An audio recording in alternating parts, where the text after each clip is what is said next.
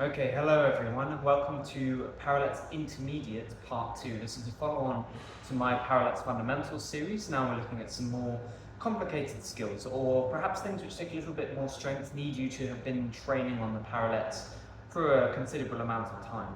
I just said that these skills will need a little bit more strength, so if you haven't familiarized yourself with Parallettes series, my Fundamentals Parallettes series, I'd advise you to go back and do that, because a lot of the foundational elements in that series are going to be built upon in this one. And without that fundamental technique and strength, you're going to find it very hard to progress with the elements that we're about to look at. With that said, what we are going to look at in this video is a front support lean and tuck swing on the parallettes. Those aren't so much skills as they're more like building blocks for other skills. So I'll get into those in a little bit. And then we're going to do pike hold up to frog balance. So rising up from a pike hold into a frog balance. It's the first time that a skill is actually going to use strength to move from one position to the other rather than sort of dropping down and using gravity. And from there, we're going to go on and learn how to do a crow position, which is slightly different to a frog, because in a frog, you're supporting yourself with a sort of like a lockout and outward pressure. With crow, you're actually perched on your arms. And then we're going to finish up with the two-armed crocodile or belly planch, which is quite a cool skill. So quite a characteristic one where you get to hold your body completely outright just on two arms. So with all that said, we'll jump into the skills. Okay, let's get started. So this is going to be our front support lean, and we learned front support in the first series, in the fundamental series. It looks like this, and just to recap, we're using that extended, turned out arm, drawing in the rib cage. The rib cage is pressing up, and that assists with the contraction with the arm coming long. Once I've got that set up, posterior tilt of my hips, and pressing my hips down towards the parallettes. So this is our front support fundamental position. And now with the front support lean, we're just going to gently tiptoe forwards and find that forward lean position. As you do this, you're going to feel quite a bit of pressure start to build up in your wrists. So when you're building depth in this or range, you need to pay attention to how much your wrists can take, as well as how strong you feel. If that pressure is building up to be sort of like beyond 60-70%, then just stay there for a little while. Make sure that you're always being active with the wrist as well. So rather than just letting it get squashed, you're actively pressing into the parallel with your wrist as well. So the wrist has agency in keeping itself strong. Okay? So, front support position, protracted rib cage in, posterior tilt, press my hips, then press, press, press. Now your hips are going to want to come up. So keep those really pressed, really pressed. And then you're finding that edge position. And we have options here. We can either walk backwards and forwards, feeling that edge out, or we can go and we can hold in the end position. A combination of two is probably going to be quite useful for both of you. A combination of two is going to be useful. Let's say that. So we're here. Let's say I went there, I found my edge, and then back. Find where it feels possible to hold and come back. Okay? And now that I've done 3, I'll just hold here. 5 seconds, and then come back. And you want to build up that position right on your own edge, on your own range of capability. Get up to around 20 seconds. And then once you've been doing that comfortably for a couple of weeks, you can start to explore, right, what's it like to push myself a little bit further. And that's going to be your front support, lean, on the parallettes. Okay, and now we're moving on to the tuck swings. Now the tuck swings, well, they are good in and of themselves for learning how to control your body on the parallettes, but like the front support lean, they're more something which is going to lead to other things, sort of a building block for other skills on the parallettes. So what they look like is this. I make my front support position, and then I'm just swinging. Okay? So, now, that's going to not be so high in the first instance. When you first begin, it's probably going to be a little bit sort of like trying to find your balance, okay? So again, you have to go back to that first principle that the arm is extending and growing, and our body is drawing up and in. So drawing up and into ourselves. So I've got this constant sense of control and sort of stillness and ease in the position, okay? So if I start to do my front support here, I do that walk in. There's an explanation video for this movement in the first series, but I'm going to get myself to there. And now I'm just going to tip forwards a little bit like I did with the front support. And then I'm just building that and building that and building that. I'm really feeling the weight rock between these two parts of my hand. So the weight is going between here and here. And I'm feeling strong, strong, strong. And press, press. There's pressure on the front, pressure on the back. And the whole while I'm keeping the whole thing really engaged. I'm imagining this little yellow ball inside of my stomach. I'm drawing up and into it constantly. That's happening throughout the movement. So let's look one more time. Strong arms, that's established already, so I don't need to worry about it disappearing. I know that that's a constant feature. I bring this in, here, press forwards, here, forwards. And those are going to be your tuck swings on the parallettes. Sets of 5 are going to be good for that. So potentially 3 to 5 sets of 5. And what you're trying to do is maintain control, keep your hips high, so you're not drooping down, you're not bending your elbows. And you're trying to get your swings nice and high as you possibly can. Over time, you'll be able to turn it more into more of a press than a swing. And that's the ultimate goal, is that this movement can happen slowly. But in the first instance, just swings. But eventually, you could be moving with control between those two positions. But it's fundamentally that understanding that transfer of weight and how to press into the transfer of weight that's going to give you control of the position. Okay, the next move is pike lever up to frog balance.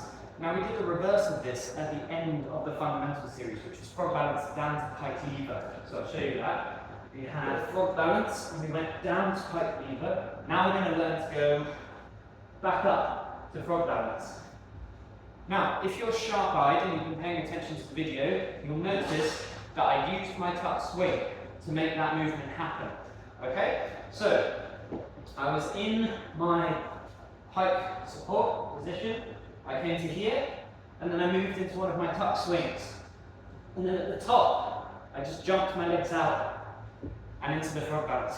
Now, that little jump is obviously quite detailed.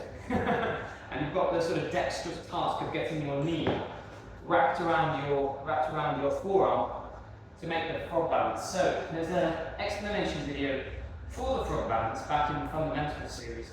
You want to make sure your frog balance is really easy, like you can really do it without a problem before you're trying the skill, okay? Because if you're going to be landing in it quickly, that skill just needs to be completely nailed on, like no wobbling around, you can just do it anywhere, anytime. Okay?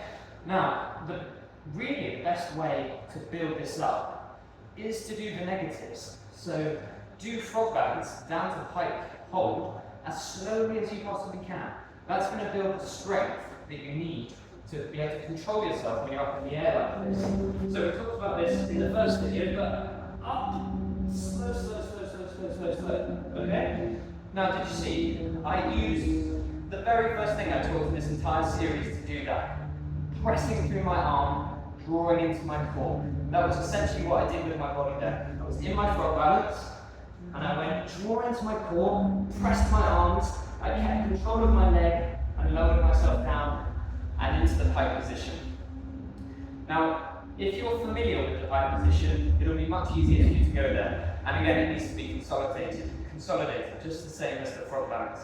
If you're going on a journey from one position to another, you want those two places to be just so clear in your mind that you don't even have to think about them. That you're just in one, you visualize the next, and you arrive there, okay? And you're using any strength or technique to kind of iron out any kinks that might happen along the way. If anything unexpected, you can use a bit of strength to put it into position. But otherwise, it's technique, okay? The only other thing I need to talk about is that there's this sort of hoiking of your hips. So I talk about this drawing into the ball, but you're going to sort of send your hips. Imagine there was a rope attached and kind of it pulled you up and backwards, okay? That's going to take my hips from here up to here.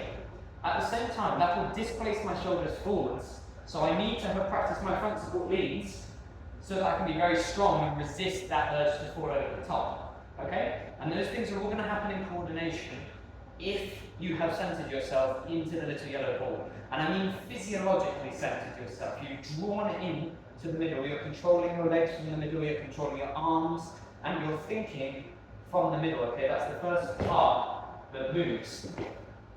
So I'm here, the middle moves, and then I take the legs into position when the moment is right, you know? I get up to this perfect place, and I can just, once you're there, you can feel it, I've got space. You pop the legs out into the position. Your hips will need to be slightly higher than your arms. Okay, for that, up, and it's sort of somewhere around here. Once you've got your hips so high that you can just get them onto your arm. But these are all things with the intermediate skills. More so than the fundamental skills, you have to investigate them. You have to investigate the negative because you're going to learn in your own body where that perfect moment is to put your legs out. Because it's more like you're returning to a position that you're already familiar with. And you just let your body kind of twitch out and into position. And then you assert the shape. You go, I'm here, I'm in the frog balance, really, really strong. Once you know you're in control, you can sort of calm and relax yourself a little bit. But yes, so that's everything on Pike to frog balance. Okay, so for our next skill, we're going to look at a crow balance. Crow balance is similar to frog balance, except that there's quite a key difference, okay? So come back a little bit. Frog balance looks like this.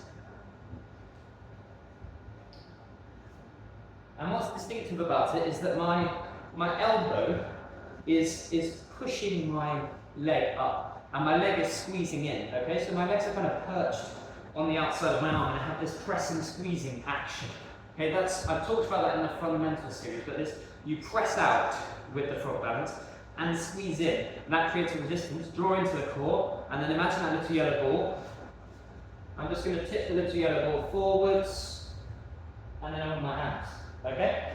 So, obviously, maintaining sort of upwardsness, you have to stay on top of it. But the crow balance is different because the knees have moved from being next to the elbow to being up and on the triceps, okay?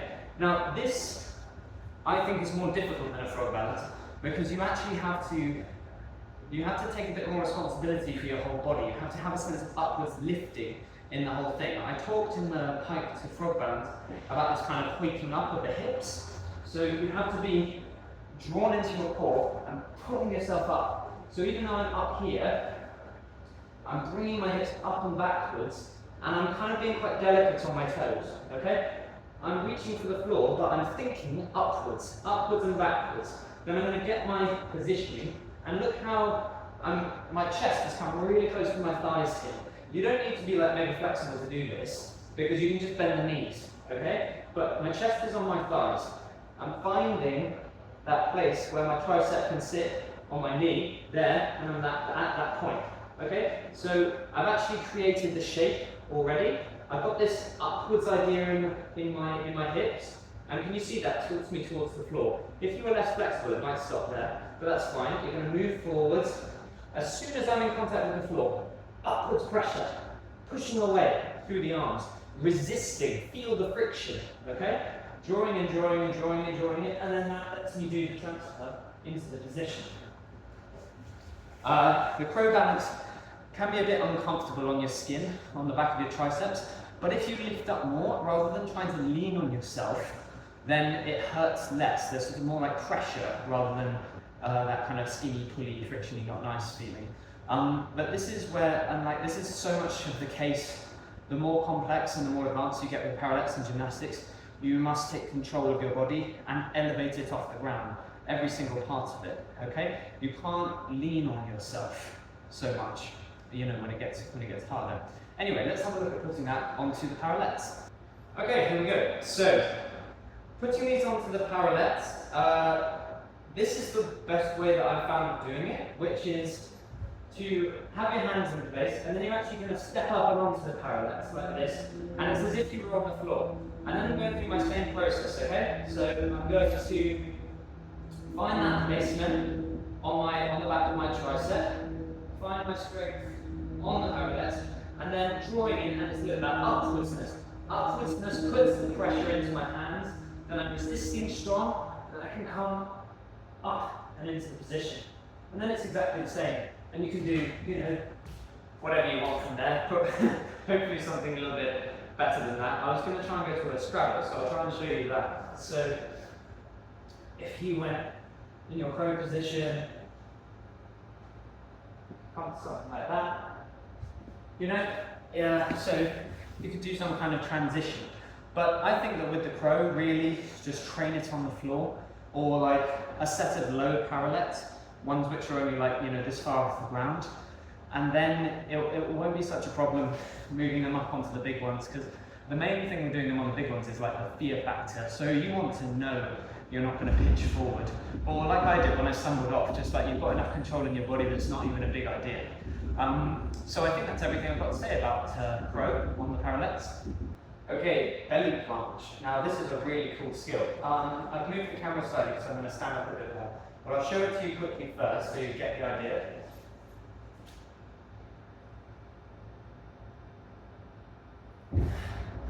So I think this is the kind of skill that a lot of people want to be able to do when they see the parallettes. But if you think how many things we've done already in the fundamental series and in the intermediate series, like to get to this point, there's building blocks to it, right? But it's completely unlockable. Now, for me, the key things about this is a really big one for drawing into the core. Like I've talked about throughout a lot of these videos, you need to imagine this little yellow ball behind your stomach, kind of there, or imagine floating between your hip bones. You vacuum into it, you draw in, take control of that ball. Slight posterior tilt to the hips, nice roll back shoulders. Once I'm here, I can control my body and move into whatever position I fancy. You know, now I've done conditioning, because this is my new center point rather than the ground. So I can just change the orientation of my limbs however I like, because I've drawn into here, alright? Now with the planch, or the belly planch, elbow position is quite key. So I've got my hip bone, okay? My elbow's going to come into my hip bone, like this, and I have this kind of rounded over position, alright? So I've gone and placed it in position, but then once it's in, I'm going to kind of thrust forwards. So thrust forwards and press out with the elbows, okay? Thrust forwards, press out. So the arm has this kind of scooping out action, like this, okay? Because they're fixed to the ground, the parallettes don't move.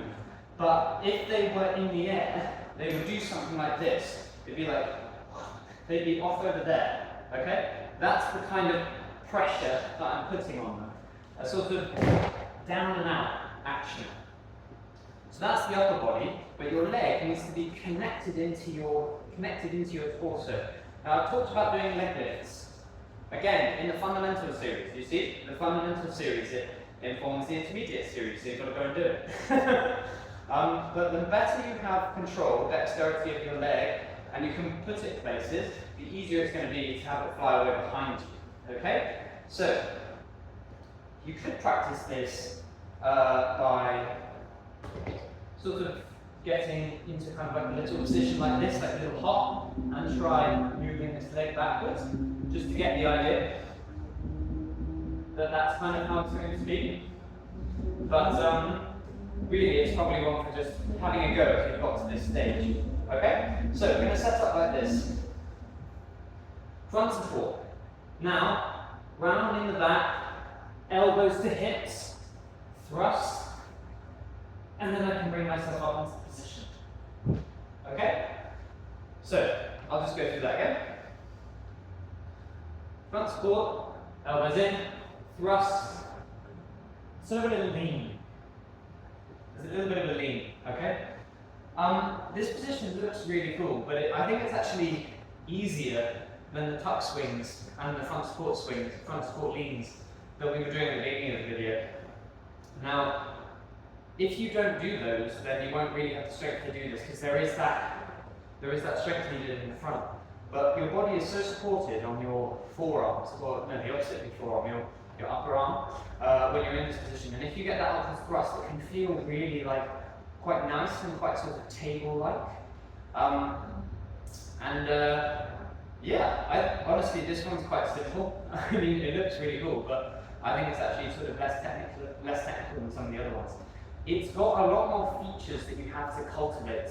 It's got a lot more bits like actually being able to control your core. So just general core strengthening exercises, which I'm going to upload a ton of videos on in the future. The strength in your arms. If you have strong arms, you'll be able to do this, you know. Probably the key feature is that legs out the back and being able to control that position, and really with extension. Extension is something I'll talk about a lot more again in future videos, but it's this idea that if I've drawn into the middle point, that it's kind of going in to go out, okay? So all of my mass is trying to get as close into the middle as possible, so I'm feeling like this pull inwards, but I'm reaching out against it, okay? So I'm well centered, but I'm pressing out, and that's what gives you dexterity and control with your limbs, okay? So, with all of that said, I will move on to my conclusion. Okay, brilliant. So that is Parallettes Intermediate Part 1. There will be a Part 2 coming out in a couple of weeks. We looked at front support leans and the tuck swings, and again, those were like building blocks, which we saw immediately are going to be used in skills further down the road.